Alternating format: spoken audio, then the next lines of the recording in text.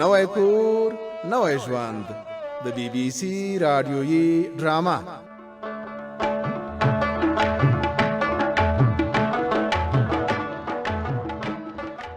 رحیمداد سمندر خټګر ته ورغلی و چې له ناظر سره د شریک دکان جوړولو د خټو کار سرته ورسوي. سمندر ورسره منلی و او په سبا یې د دکان جوړولو ځای ته ورغی.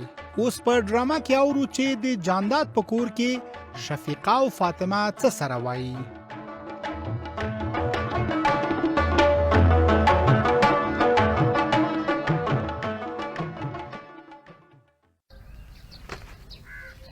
تنور ښه سور شوی، پیرکیم ښه پکې سره کېږي.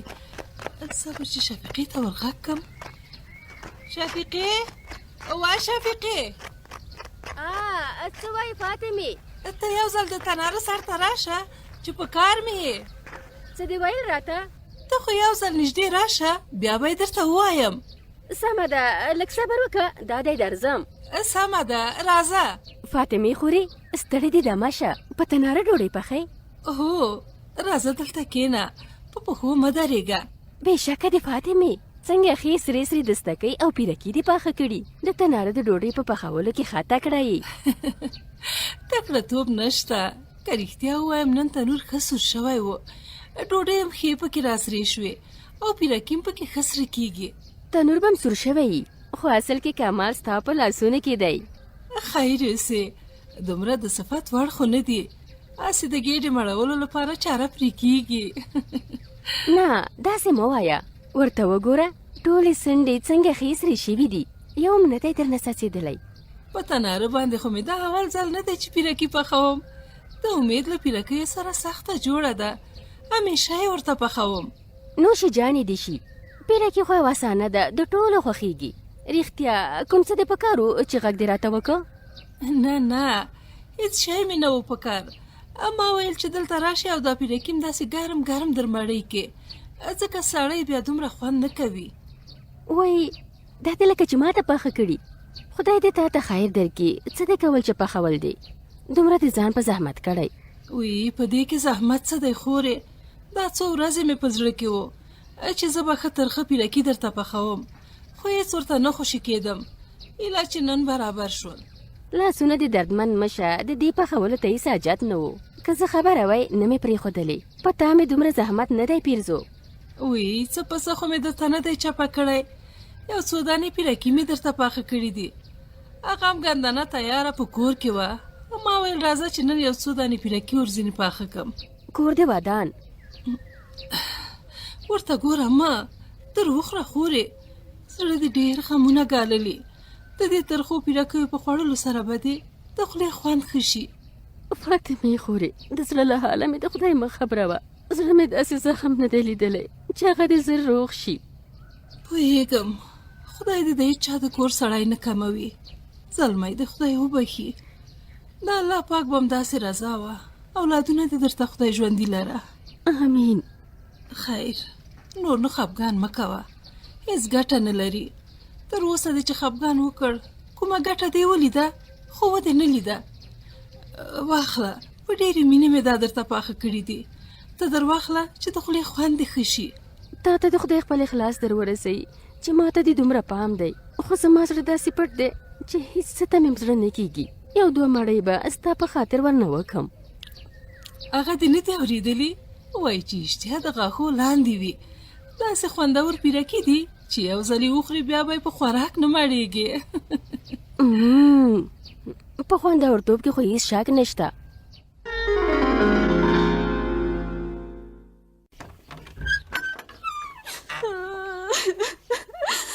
مینې لورې، ولې ژاړې؟ څه شوي دي؟ هېڅ نه دي شوي. چې کوم څه نه دي شوي نو بیا ژاړې ولې؟ راته ووایه چې څه خبره شوې ده، چا څه درته ویلي دي؟ د نازولي زوی له لاسه دې ژاړم. تا ته د خدای انصاف درکړي، زما د نږدې زړه دراولی و چې څه کیسه ده.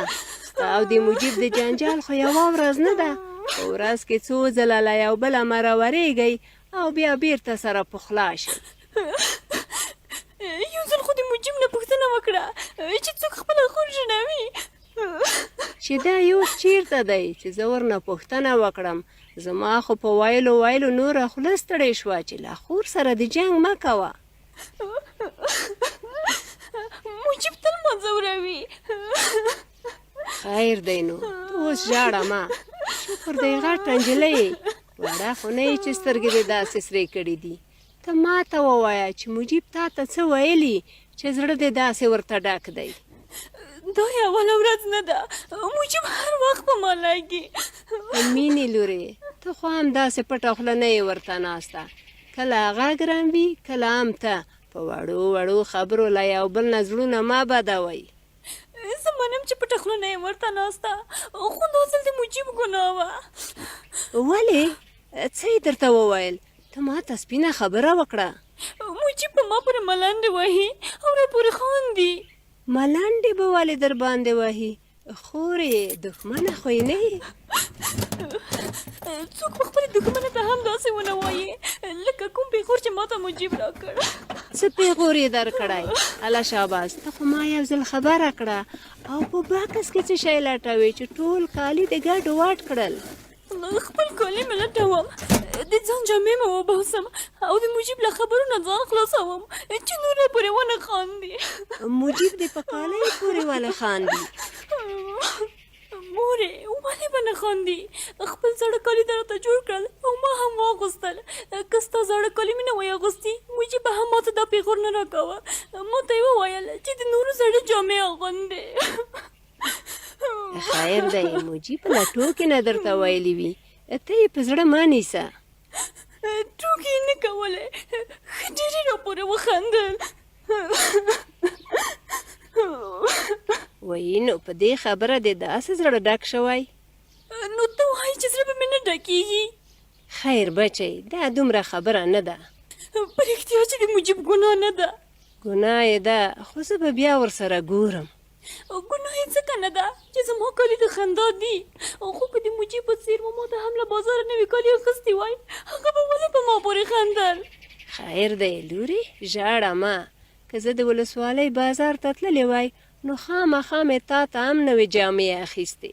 دا هسې خوشي بانه ده، زه پوهېږم په تا او په پلار مې زه نه یم ګرانه لکه څنګه چې مجيب در باندې ګران دی. دا څه وایې لورې؟ مور او پلار ته د اولاد ترمنځ هېڅ توپیر نشته. ته خوشي داسې فکرونه کوې؟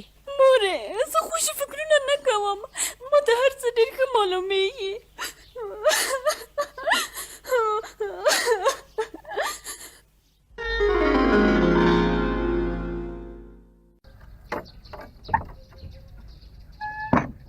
حمیدې و حمیدې دیګ مې راوړه دیګ دا چېرته کېدم؟ خمبرګله ستړی مشي؟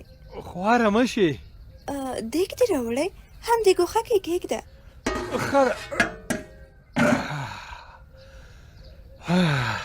دا دې له کوم ځایه راوړ؟ د ولسوالۍ بازار کې مې واخیست. په کور کې خو د دیګونو کمی نه و لکه چې مور دې در باندې راغوښتی. لږ صبر چې زه کېنم ساه سمه کړم. په ټوله خبره به دې اوس پوه کړم. ښه نو زه به اوس درته په منډه چای راوړم. چای نه څښم، یو جام اوبه راباندې وڅښه چې تنده مې پرې ماته شي. ښه ده دا دی دستي درته راخلم. اوبه مې تازه لږ شي به مخکې راوړې واخله. رایکه بسم الله.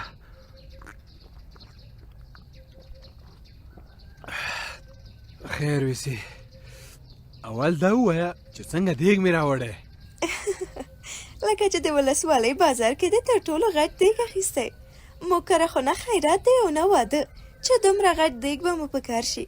دا د څه شي ته اخیستی؟ کور کې هر څه پکارېږي، ایښې به وي یوه ورځ به دې په کار شي.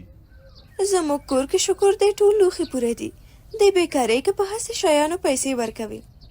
ټوکه مې در سره وکړه، دا مې د کور لپاره نه دی اخیستی. ښه نو څه شي ته دی اخیستی؟ که خدای کول نور به له بېکارۍ نه خلاص شم او د دې دیګ له برکته به په کار شم. د څه شي کار شروع کوې له خیره سره؟ ته یو ځل د دیګ سر خلاص که یوازې دیګ مې نه دی اخیستی. دا خو د بې شماره کاسې او کاشوغې م اخیستې دي که نه؟ څه چې په کارېدل ټول مې واخیستل. دا کار بې له دیګ کاسو او کاشوغو نه کېده. خو اوس زه راته ووایه چې د څه شي کار شروع کوې اندېښنه دې کړه راته. زړه مې دی چې له خیره سره د ولسوالۍ په بازار کې څوب خرڅول شروع کم. اخا دا خو ډېر ښه کار شوی. خو څه؟ تا ته د سوپ پخولو چل کله درځي؟ د سوپ پخولو چل نو څه سخت دی چې یو ځل شیان پوره کم نو د سوپ پخولو چل به م زده کمه. زه به درته دعا کوم چې خدای دې کار وچلوه او بیا له بېکارۍ ونه ځورېږي. آمین. که خدای کول کار به مې وچلي ځکه چې د ولسوالۍ په بازار کې بل سوپ والا نشته. نو کله یې له خیره شروع کوي او رښتیا نور څه شی خو به کم نه وي. کراچۍ مې لا نه ده جوړه کړې. سبا که وشو مجید نجار ته ورځم چې کراچۍ م راته جوړه کي.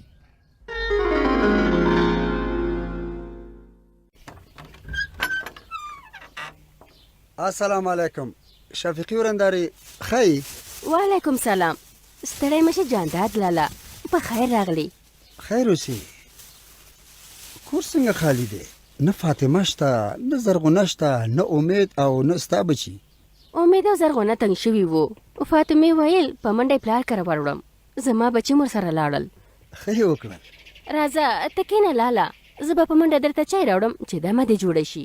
خیر اوسې چې فاطمه راغله بیا به راته چای وکړي. دا در سره واخله ورنداري. لالا دې کې څه دي؟ لږه میوه مې له ځانه سره راوړه، خپله یې وخوره او په بچیانو دې وخوره. خدای دې در سره ډېر ښه وکړي. خدا در سره خپلې کوټې ته ویسه. خپلې کوټې ته یې څه شي ته ویسم؟ چې فاطمه راغله نو هغه به یې په ټولو تقسیم کړي. دا واک د هغې دی. په دې کې واک چا راویستی؟ که ته یې تقسیم کړي او که فاطمه یې تقسیم کړي یوه خبره ده. یوه خبره نه ده، دا کور د فاطمې دی او دا واک او اختیار هم باید د هغې وي. داسې فکر مه کوه ګنې چې دا کور یوازې د فاطمې دی. دلته تم حق او خپل ځای لري. زما دلته څو شپې او ورځې دي، نه له چا سره ځان په کور کې شریکوم او نه په حق کې. د دې کور د هر څه واک اول ستا او بیا د فاطمې دی. ښه نو چې اول واک زما دی، ما هم دا میوه یوازې تا او ستا بچیانو ته راوړې ده. ټول کور ته مې نه ده راوړې چې فاطمې ته یې ورکړم او تقسیم یې کړي. یوازې ما او زما بچیانو ته دې ولې راوړه؟ له موږ نه خو در باندې فاطمه او خپل بچي ډېر حق لري. تا او بچیانو دې د زلمي له مرګه وروسته سم خواړه نه دي خوړلي، ځکه مې یوازې تاسې ته راوړه. څه چې تاسو خورئ موږ هم در سره خورو. موږ خو له تاسو نه زیات نه یو او نه غواړو چې در باندې بوج شو. هر څه چې راوړې فاطمې ته یې سپاره. خدای دې نه کړي چې په موږ به بوج شئ. ټول عمر به همدلته له موږ سره په خوشحالۍ تېروئ. او که ستا هر څه پکارېدل او که د بچیانو دې پکارېدل ډاډه به یې رانه غواړئ. زموږ هیڅ هم نه دي پکار. او خیر دې جانداد لالا، دا میوه هم در سره خپلې کوټې ته یوسه چې فاطمه راغله بیا به موږ ته خپله برخه راولېږي.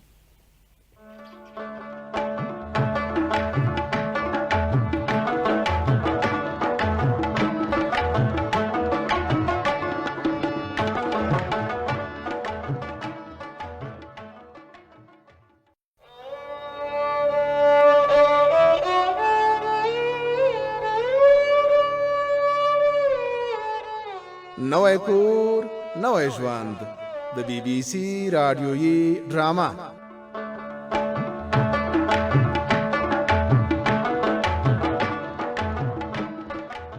د شازیې په ځان کې یوه جوړه جامې لنډې او تنګې شوې وې. هغه یې د مینې د ځان په اندازه جوړې کړې.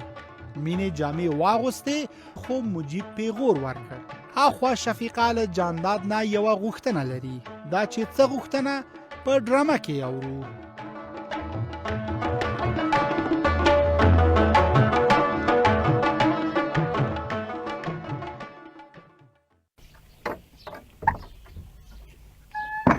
شفیقي ورنداري ستړی مشي.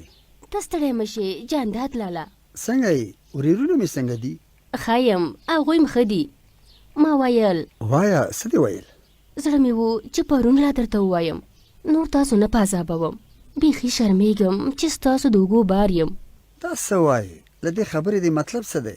زړه مې دی چې ستاسو له کوره لاړه شم. ستاسې مه وایه، دا د ټولو ګډ کور دی. خدای دې اجر درکړي. خدای دې په خپل اخلاص کې وساته.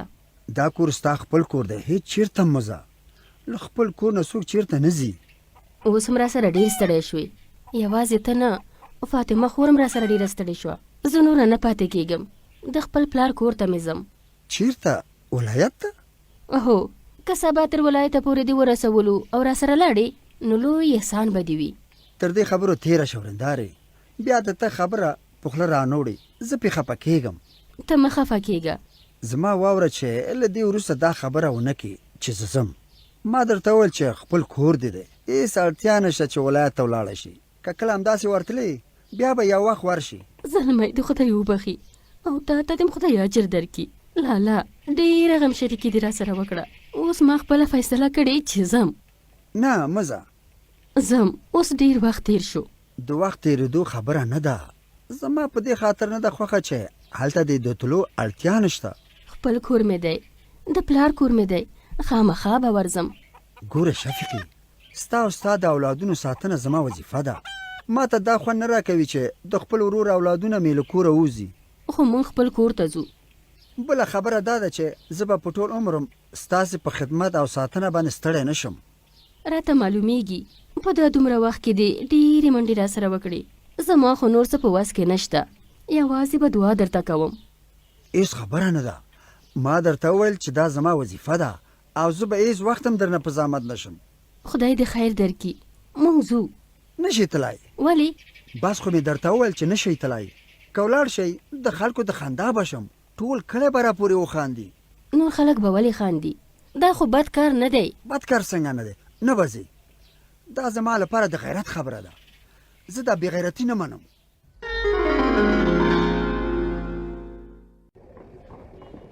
السلام علیکم. وعلیکم سلام. ناظره ودې ډار کړم، ډېر ناڅاپه دې سلام راواچو. صاحب مهربانه. تا ته دې ویل چې له خیره سره زما غږ ډېر خطرناک دی، هر څوک رانه ډارېږي. راځه دلته کښېنه. دا راته وایه چې د بازار خواته څنګه راپېښ شوې؟ خبره خو دا ده چې له خیره سره تا ته دې ویل شي په کلي کې مې دکان جوړ کړی، له رحمداد سره شریک. اوهو مبارک مبارک. دا خو دې زیره را باندې وکړه. خوشحالي دې نصیب سه له خیره سره. خو زما یوه خبره په یاد لره، په دوکانداري کې به ډېر پام کوې صاحب مهربانه، هسې نه چې پکې تاواني شي. نه نه نه، ناظر د تاوان سړی نه دی. تا ته دې ویل شي په دوکاندارۍ کې زه دومره چالاک یم چې دومره تکړه سړی به په دا ټول بازار کې پیدا نه شي. ماشاءالله ماشاءالله، بیا خو دې نو کار جوړ دی. تا ته دې ویل شي له خیره سره په کمه سترګه به نه راته ګورې پردل خانه. سمه ده سمه ده، په کمه سترګه نه په درنه درته ګورم. خو ته داسې چل وکړه چې سودا له ما وړه، هم به زه خوشحاله یم هم ته. وایم بیخي مې خوښه ده، خو مراد به مې کوي، لرې دې له مخې شیان به ارزانه راکوي. په دواړو سترګو زه چې ستا مراد ونه کړم نو د چا به کوم صاحب مهربانه. بیا خو دې منم. تا ته دې ویل شي رښتیا چې سخي سړی پردل خانه. پردل ته انډیوالي مهمه ده، که پیسې هېڅ مرانه کې پروا یې نشته، خو ښه خبره دا ده چې انډیوال وي انډیوال. تا ته دې ویل شي دا خو دې ډېره زبردسته خبره وکړه. هله نو لاس په کار شه او سودا راته تیاره کړه. مازې غږ کوه صاحبه مهربانه، یوازې دومره راته ووایه چې څه شی درته تیار کړم. لوبیا راکه، دال راکه، وریجې راکه، کلچې راکه او ښې ډېرې راکه. لرې دې له مخې بل چاکلیټ راکه او لرې دې له مخې هغه اول نمبر چاکلیټ راکه. وا دې اورېدل که نه؟ بلکل مې واورېدل. زما غوږونه ډېر تیز کار کوي. ته صبر چې زه دا کارټن دې خواته کړم. صاحبه مهربانه دی چاکلیټ. ما پردل خانه دا څه کوې؟ اوس یې مه راکوه. تا ته دې ویل شي کارتن دې بېرته په خپل ځای کېږده. ولې؟ تر اوسه خو لا دوکان نه ده تیار شوی. لرې دې له مخې هر وخت چې جوړ شي بیا به ګورو. اوس چې راته تیار کړي تا ته دې ویل شي چېرته یې کېږدم. ګوره ناظره مهربانه، داسې کار څوک نه کوي. ملنډې دې را باندې ووالې که څه؟ سودا دې بل وخت په کار ده، خو ته اوس راته ناست یې او لیست راکې. تا ته دې ویل شي پردل خانه له خیره سره دومره ژر مه خفه کېږه. دوکانداري داسې نه کېږي لکه چې تی کوې. له ما سره مشوره وکړه، له ما سره. خفه نه یم، زه کله څوک خفه کوم صاحبه مهربانه. غم یې مه کوه. لرې دې له مخې دا کوم شیان چې مې درته وښول دا به ډېر ژر در څخه یوسم. تیار یې راته کېده، هسې نه چې بیا دې په دوکان کې سودا ختمه شوې وي. نه ختمیږي. وای پیل چې مړم شي په نس کې یو زنګون اوبه ولاړې. زما دکان چې ختمم شي ستا سودا تې پوره کېږي ناظره مهربانه.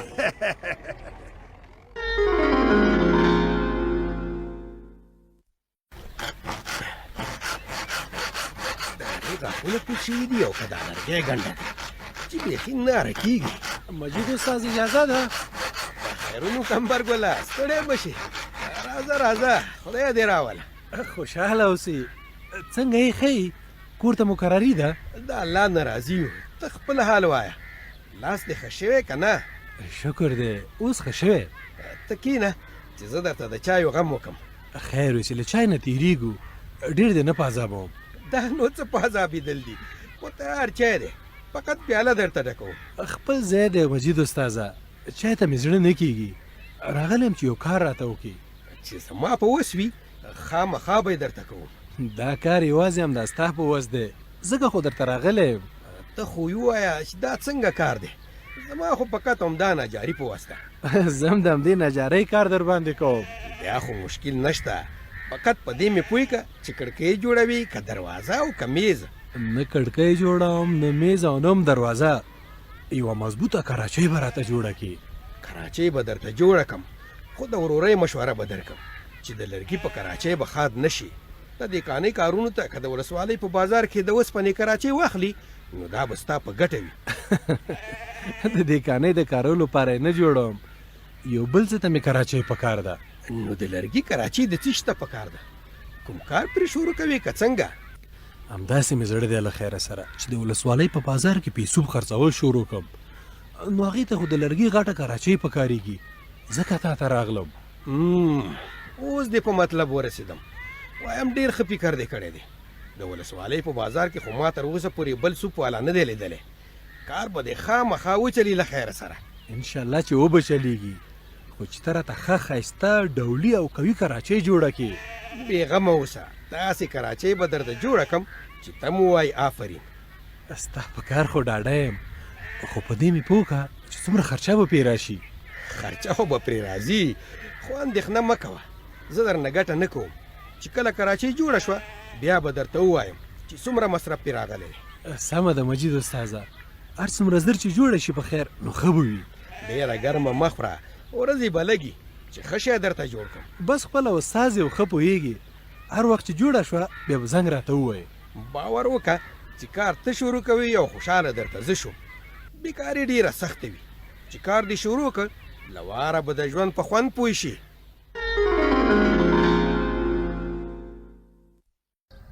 فاطمې څه وایې؟ دا مې ویل چې ښه خو یې څنګه دې غږ ناز دی لکه چې ژړلې دې وي. ښه یم، کومه خبره نشته. ما ته خو ښه نه ښکاري، لکه د نورو ورځو غوندې خراغلاز یې راته ونه کړ او نه دې پوښتنه وکړه چې ورځ مې څنګه وه. ورکې که هېڅ را سره غږېږمه، فکر مې خراب دی. خدای دې خیر کړي. څه شوي چې فکر دې خراب دی؟ امید او زرغونه خو به ښه وي. ډېرې پوښتنې رانه مه کوه، هېڅ هم نه دي شوي، خیر و خیریت دی. نو په قار ولې چې څه نه دي شوي بیا د فکر څه شي ته خراب دی؟ ستا د کارونو له لاسه مې فکر خراب دی. ولې ما څه کړي؟ شفیقه دې څه شي ته د پلار له کوره راستانه کړه، پرېښې به دې وه چې تللې وای. ښه نو دا خبره ده چې ستا پاڼه په بله ده. شفیقه کونډه ښځه ده او یو ځای ته تګ ښه نه دی. بل ځای ته خو نه تله، پلار کره تله. پوهېږم چې پلار کره تله، خو زړی و چې ما ته پلار کره واړوي او بېرته رانه شي. نو مونږ ته یې څه چې د هغې خوښه ده، پرېږده چې لاړه شي او پلار کره واوسي. زه درته بې غیرته ښکارم که څنګه داسې خبرې کوي؟ ای جهان داده، دې کې د غیرت او بې غیرتۍ خبره له کومه شوه؟ خو چې پلار کره په اوسېدو راضي ده، ته یې ولې مخه نیسې؟ ته په دې خبرو نه پوهېږي. شفیقه او اولادونه زما ننګ ناموس دي او بل یو ځای کې مې اوسېدو ته یې نه پرېږدم، همدلته زمونږ کره به اوسېږي. صحیح ده چې ستا ننګ او ناموس دی، خو کونډه څوک د پلار په کور کې له اوسېدو نه بندوي. زه په خپل کار ښه پوهېږم. د شفیقې او د هغې د اولادونو د هرې پرېکړې اختیار او واک له ما سره دی. خو په دې کار سره به د شفیقې زړه نور هم مات شي او داسې فکر به وکړي چې تا بندي کړې. پرېږده چې لاړه شي، هغه به هم خوشحاله شي او په موږ به بوج کم شي. بوج به له موږ نه کم شي خو د خلکو د خندا به شو. وی ولې به د خلکو د خندا شو؟ شفیقه په خپله خوښه د پلار کره اوسېدو ته ځي، ته خو یې په زوره نه لیږې. دې کې به خلک ولې خبرې کوي؟ ګوره فاطمې، ستا په دې خبرو سر نه خلاصېږي. که پلار کره لاړه شي نو بیا خلک دې ته نه ګوري چې هغه په خپله خوښه تللی. خلک به ما ملامت بولي چې خپله ورېنداره او ورېرونه یې ونه ساتل. کلیوال به راپسې کیسې جوړي کې کیسې. خلک خو په هر څه کې کیسې جوړوي. د خلکو د کیسو غم مه کوه. که د خلکو د کیسو غم هم ونه کم نو شفیقه زما د ورور کونډه ده او هر څه له موږ سره تړلي دي. زه خو درته وایم چې دې کې به مو خیر وي چې اجازه ورکړې. ښه به درته دا وي چې په دې اړه نوره یوه خبره هم ونه کړې. زه پوه شو کار مې.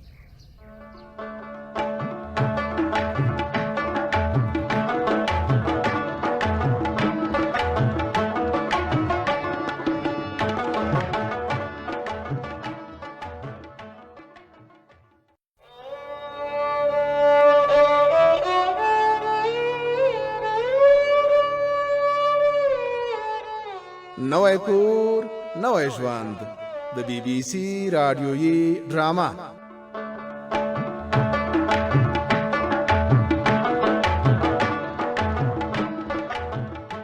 قمبرګل چې خارج ته په قاچاقي سفر تللی و، کلی ته په بیرته راتګ خوشحاله او هوډ یې وکړ چې همدلته پاتې شي او د سوپ جوړولو کاروبار پیل کړي او په بازار کې خرڅ کړي. اوس په ډرامه کې اورو چې ناظر په څه حال کې دی.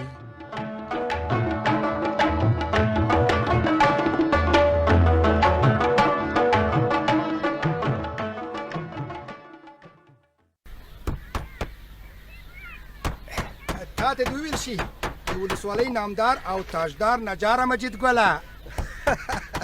ناظره څنګه دې له راتګ سره زما په صفتونو شروع وکړه؟ رښتیا ستړی به شي. خیر وسي لرې دې له مخې چې په چا کې د صفت ځای نه وي. ناظرګل د هسې خوشې چټي د چا صفتونه نه کوي. دا جوړې کړې کړکۍ او دروازې دي چې څوک ګوري نو خامخا به د صفتونه کوي. ته کښېنه یوه پیاله چای درته اچوم چې دمه دې جوړه شي. چای د خدای مه کوه، خو تا ته دې ویل شي چای ته نه یم راغلی. ښه نو چې چایو ته نه یې راغلی، څنګه دې زما دوکان ته لاره راغلته کړه؟ مجید ګله تا ته دې ویل چې له خیره سره اول خو مې زیره در باندې چې ما یو دوکان جوړ که. مبارک مبارک.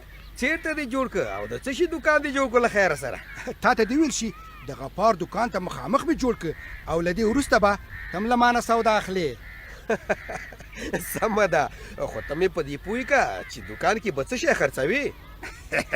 مجیده وایم چې د کلي هر کور کې څه شی په کار وي نو لرې د له مخې زما دوکان کې به پیدا کېږي. خدای دې درته بختور او برکتي کړي، خو شیریني به خامخا درنه غواړم.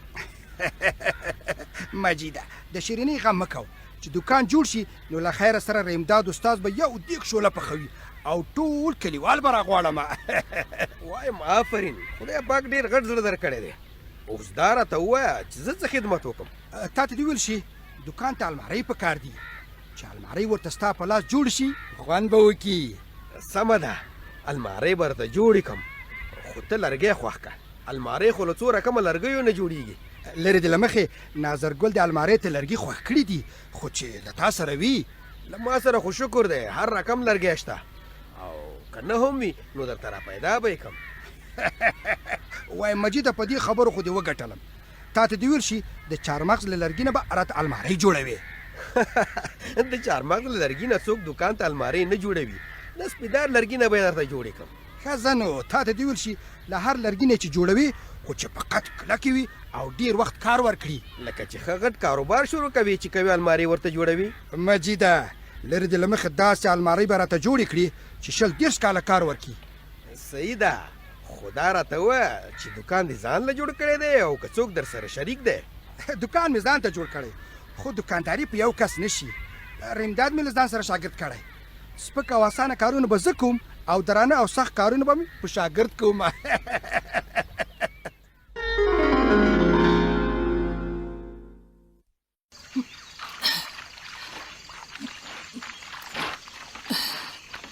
امید خو دا ځل جامې داسې خیرنې کړي چې لاسونه مې پرې مات شول، خو روټۍ یې نه پاکېږي. کاشکې چې د روټۍ تیل وای. مورې جامې مینځل د شروع کړل؟ هو ما ویل په وخت به ترې ځان خلاص کم چې بیا راته زیاتېږي. صبر، زه هم در سره مینځم چې زر خلاص شي. ته دې را سره ځان مه ستړی کوه زرغونې لورې، زه یې خپله مینځم. مورې اوس خو مې جامې مینځل زده کړې دي، مخکې به مې سمې نه شوې مینځلی. پوهېږم چې اوس زده کړه شوې یې لورې، او د کور په ټولو کارونو کې مې لاس در باندې دمه دی. خو تا اوس کوټه را جارو کړه، ته دمه وکړه، نوره دې نه ستړې کوم. نه ستړې نه یم، دا خو زما زړه نه مني چې ته د لګیا یې او زه د هسې ناسته یم. ښه نو چې ته داسې کلکه یې، دغه مینځلې جامې وزبېښه او هوارې کړه. رښتیا مورې یوه خبره وکړم؟ لاس خو وکړه، ستا د خبرو مخه چا نیولې؟ له کومې ورځې چې زلمی کاکا مړ شوی دی او کاکا نه یو بچیانې موږ کره راغلي، نو د پلار ټول پام مې هغوی ته دی، موږ یې بیخي هېر کړي یو. دا خبره دې څنګه وکړه زرغونې لورې؟ پلار دې درته څه ویلي دي که څنګه؟ پلار مې راته هېڅ نه دي ویلي مورې، خو پلار به مې چې مخکې ما امید ته څومره وخت او مینه راکوله اوس یې نه راکوي. ولې ستا ورته پام نه دی شوی؟ زما هم ورته ښه سم پام دی. پلار دې رښتیا هم له مخکې نه اوس ډېر بدل شوی. مورې پلار مې پرون د کاکا ښځې او بچیانو ته له بازار نه میوه او سودا راوړې وه، خو موږ ته یې نه وه راوړې. زه پوهېږم چې ستا د پلار په زړه کې څه ګرځي، خو دا ارمان به یې رانه پوره نه شي. مورې زما اندېښنه ده چې پلار مې ولې داسې کوي. خامخا کومه خبره خو شته چې ته هم رانه پټوې. بس دې خبرو پسې مه ګرځه لورې، خپله به په دې کارونو پښیمانه شي. خیر دی مورې، سپینه خبره راته وکړه چې پلار مې څه غواړي، او ته له پرون راهیسې ډېره خفه یې. زه دې ته خفه شوم چې پلار دې د کاکا ښځه د پلار کور ته له تګه بنده کړه، په دې مې طبیعت خراب دی. نو پلار مې ولې له موږ نه د کاکا بچیانو او ښځې ته ډېر پام کوي؟ ته دې د پلار په دې کار مه خفه کېږه لورې، بېرته به ښه شي، کومه خبره نشته. د کاکا بچیان دې او شفیقه کاني دې اوس ډاډ او خواخوږۍ ته ضرورت لري، ځکه دې پلار پرې مهربانه شوی. خدای دې وکړي چې پلار مې بېرته موږ ته پام شي. ته اوس په خبرو ما له کاره مه وباسه، زر دا مینځلې جامې په تناب هوارې کړه.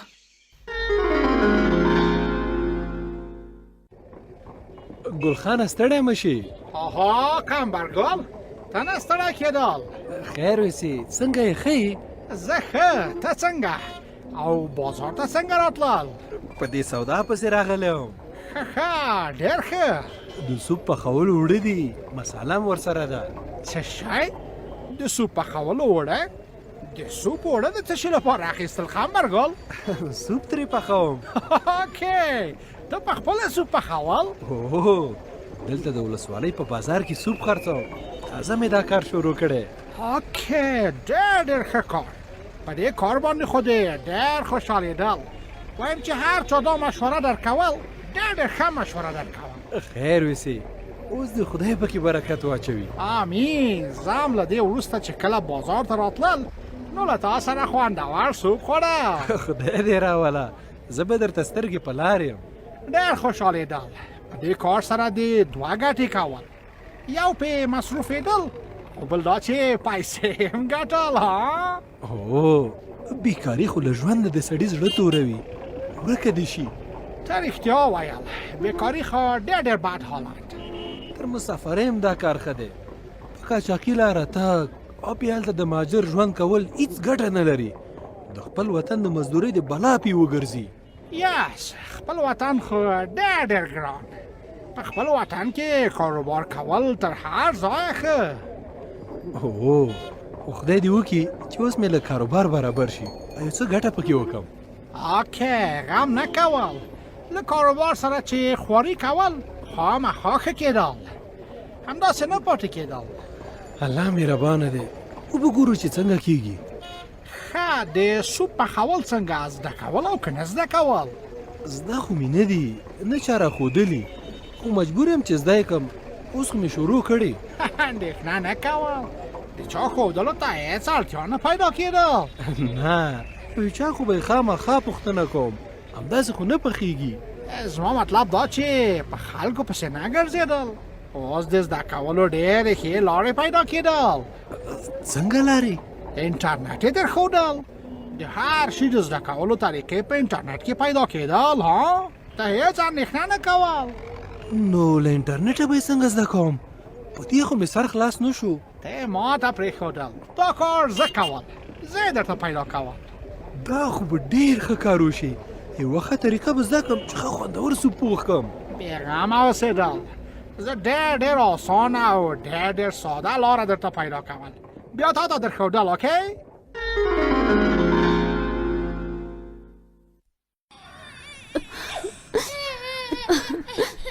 څنګه دې یوازې پرېښودو؟ ته ولاړې او زه دې له اولادونو سره یوازې پرېښودم.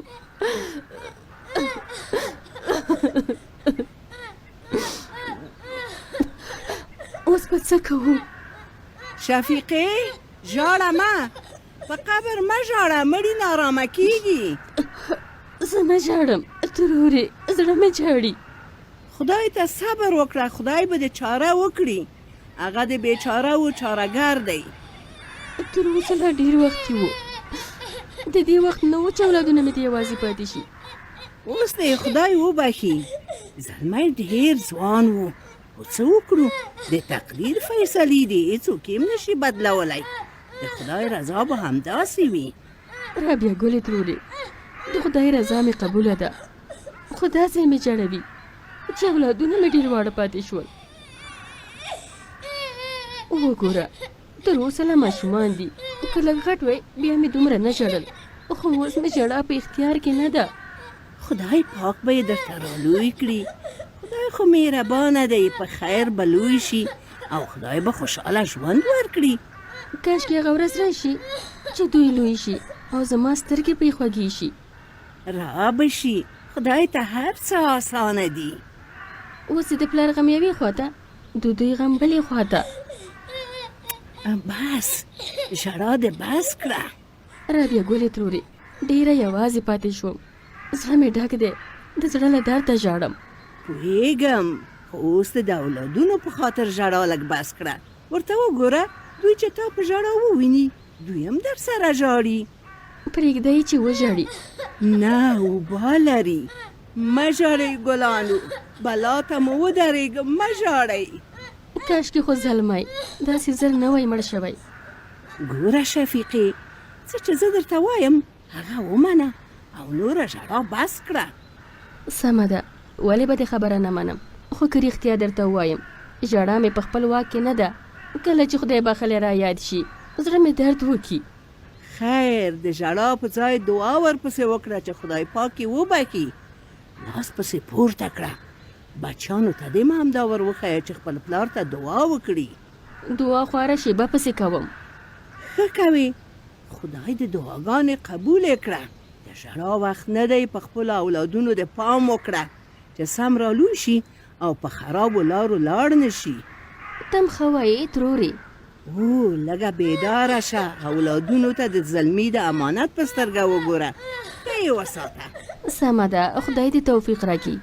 مه ژاړئ بچیانو، داسې مه ژاړئ، زه ارموشم.